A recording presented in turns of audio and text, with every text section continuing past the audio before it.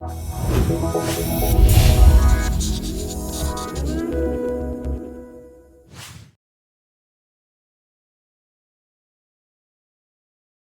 really like to start those talks about sustainability with a brief introduction of what happened on our site prior to us acquiring the site and constructing the towers there. You see on the right hand the exterior view of the building that stood on our site before. It was a huge, beautiful palais built there in the late 19th century.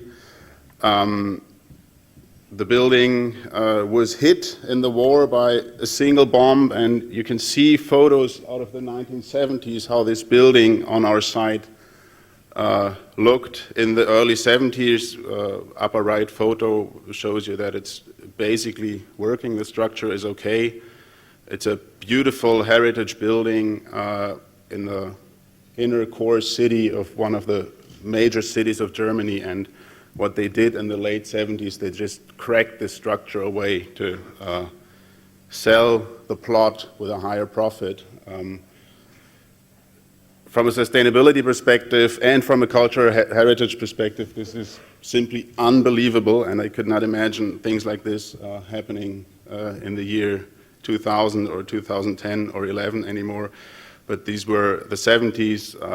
Let me just tell you that in parallel to us acquiring this site, after this has been cracked down, there were even some plans in the inner city of Frankfurt, in our direct neighborhood, to crack down the old opera house and construct a high-rise there, because the plot is in the middle of the city and there has to be a high-rise. So fortunately, the old opera is still there, and we love to go there. This just as a little thought on the broader view of what sustainability in real estate means. What you see here on the lower left, you see two photographs of our construction site in the early 80s. As I said, Deutsche Bank acquired the plot in the late 70s to construct its new headquarters there, since the old headquarters was simply too small. And those photographs are pretty interesting for the energetic refurbishment we perform now in the recent years, because what you see here is that fortunately this high-rise has been constructed as an in-situ concrete building, as a massive concrete building, tube-in-tube construction, all poured in concrete, not a steel construction, but which would have been the standard way of construct high-rises. And this way of constructing the building, of course, offers huge opportunities in terms of energy saving, heat storage, what we heard earlier. So we were very thankful when outlining our refurbishment in the year 2006 and 2007 to find this structure of the building.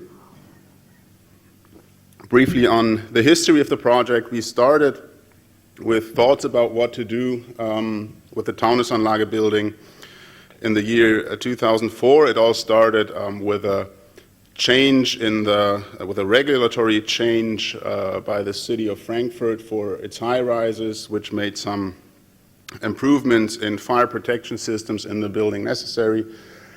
We digged into this, what this would mean for our high-rise, and suddenly it turned out that there would be a lot of refurbishment works necessary, and then we said, well, the building is now up and running for about 25 years, which is a reasonable life cycle schedule for a modern office building, so why not undergo full refurbishment, strip this building complete down except for the concrete shell, and build it up and try to show what is, from a technological perspective, possible when refurbishing office buildings and giving them a new life cycle. This is especially important because we strongly believe that the key issue is not outlining and constructing green buildings somewhere on a green field on a new plot as a lighthouse buildings, but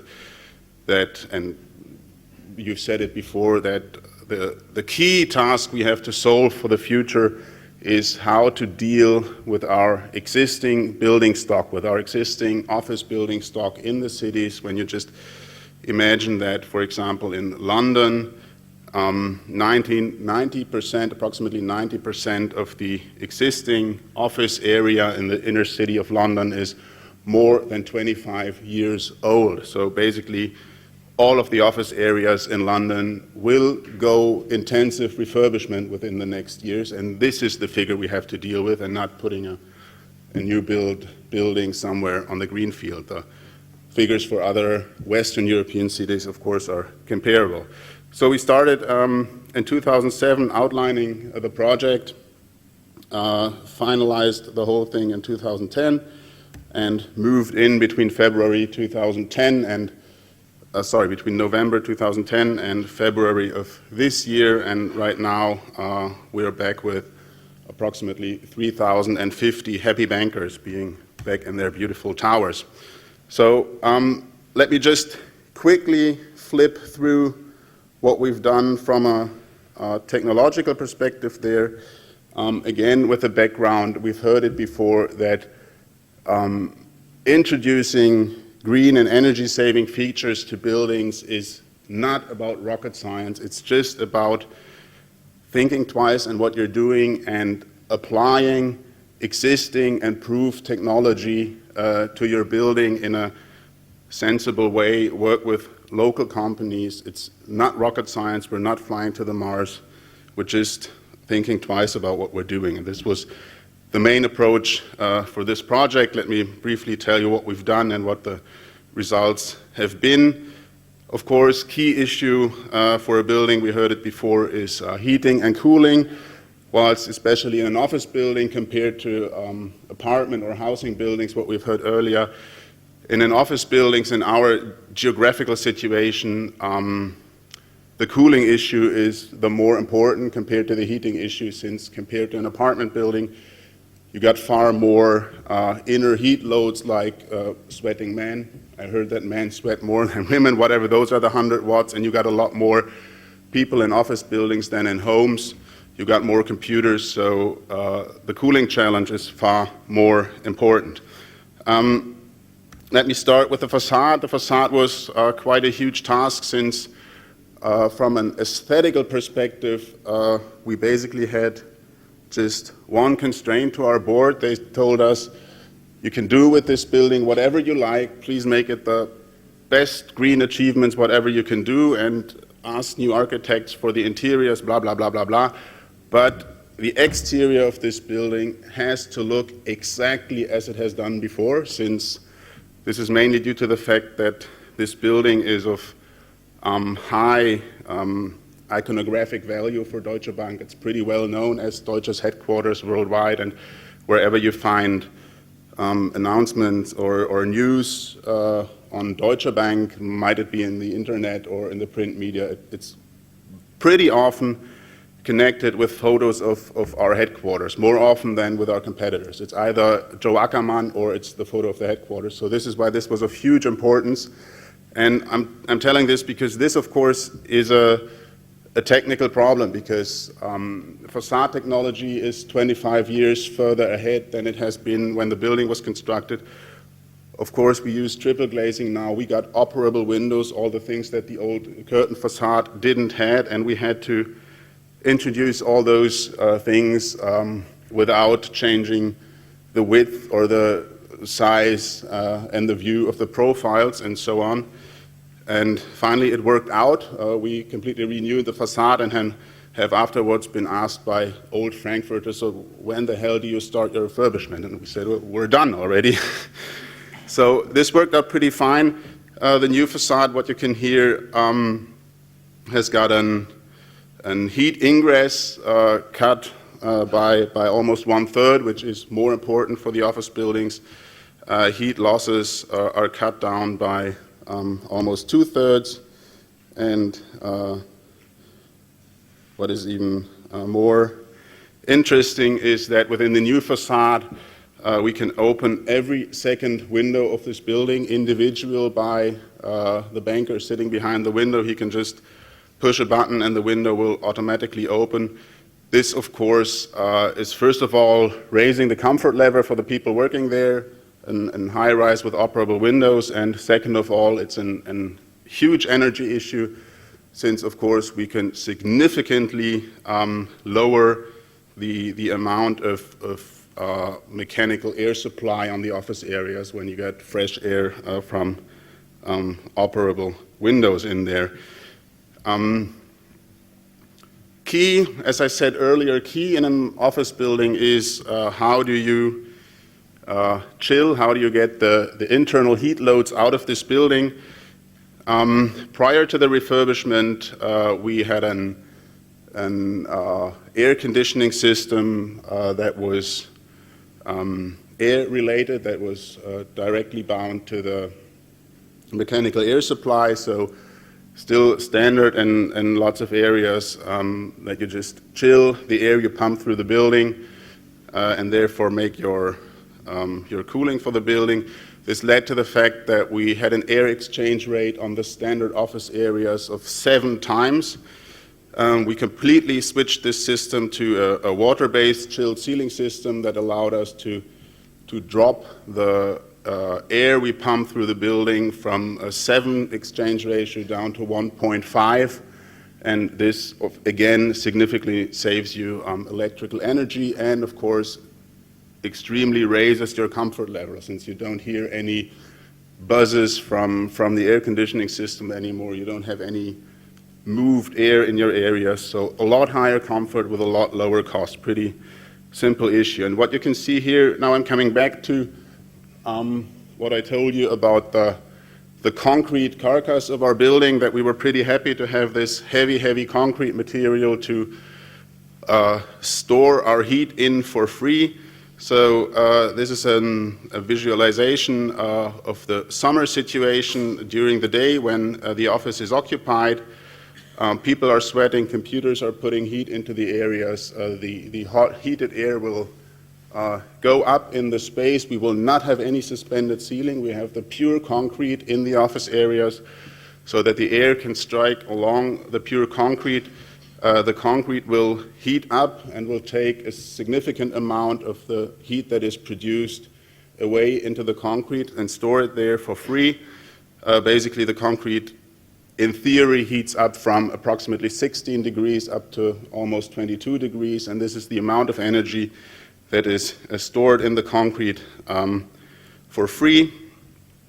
During night times, we heard exactly this earlier. During night times, the building will automatically operate its windows, open it if it's possible, flush the building with fresh, chilled night air, and the energy stored in the concrete slabs will go away, and the building will be chilled for the next day. So we're not the first ones integrating systems like this, but we're the first one introducing things like this in a huge refurbishment project.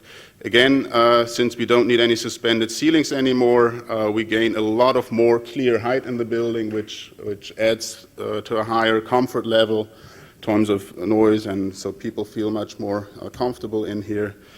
And this is the key of all, that still in most office building, the kind of schizophrenic situation, especially in spring and autumn situations, is that you got parts of your building that require to be heated, like northern facades or whatever, while other parts of your building already require chilling energy. And especially in modern buildings with a lot of IT infrastructure, you will have chillers running throughout the year anyway, because you have to get rid of this energy. And the schizophrenic situation in many office buildings is that you got the heat system here and the chilling system there, and they're both running against, one taking care of the north facade, the other one of the south facade, and you got them running against each other. Pretty simple issue. We've not invented all of this. As I said, it's standard, proven technology. Connect this to a heat pump and use the heat that is produced by your chilling system to heat the parts of the building where you still need heat, or to make up, or to heat your warm water wherever you need.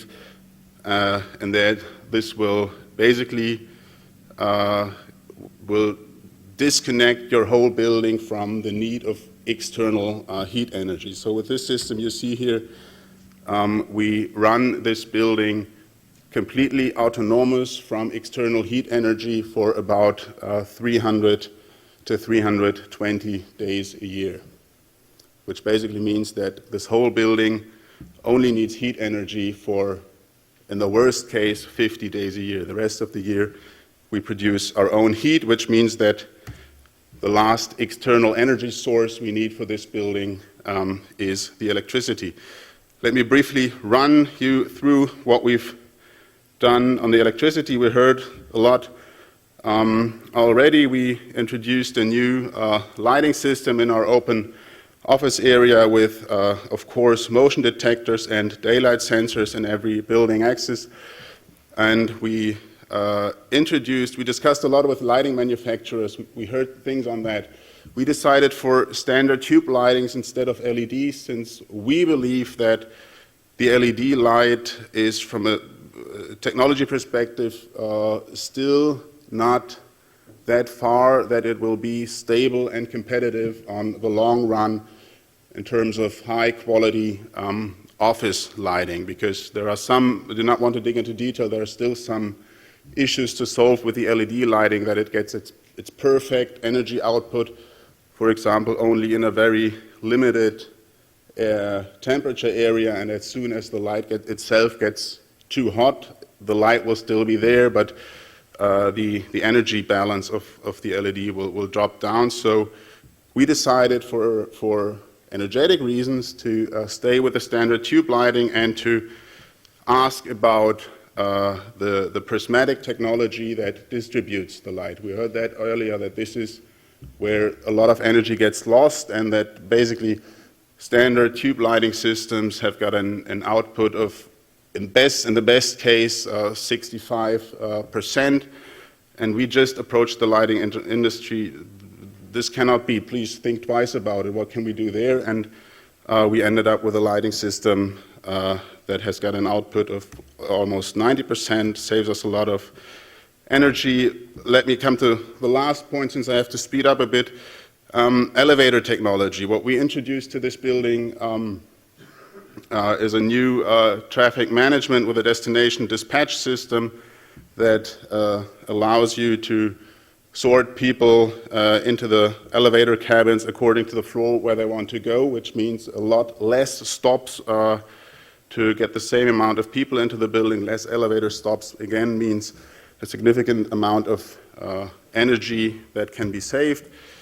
And my most beloved issue in this whole building is what we've done with the energy recovery of the elevators. Again, a pretty simple issue, that an elevator in a building always works, as you all know, with a counterweight, and as soon as the elevator cabin is not as heavy as the counterweight is, the counterweight just pulls the elevator through the building without the necessity of the elevator machine to put energy into the system. So the counterweight basically pulls your elevator machine, and what is an electrical machine where you pull on? It's simply a generator. It produces you electrical energy. So in a standard building, this energy is changed to heat and then pushed out of the building. This is why elevator machine rooms on top of high-rises are always very hot. We said, why should we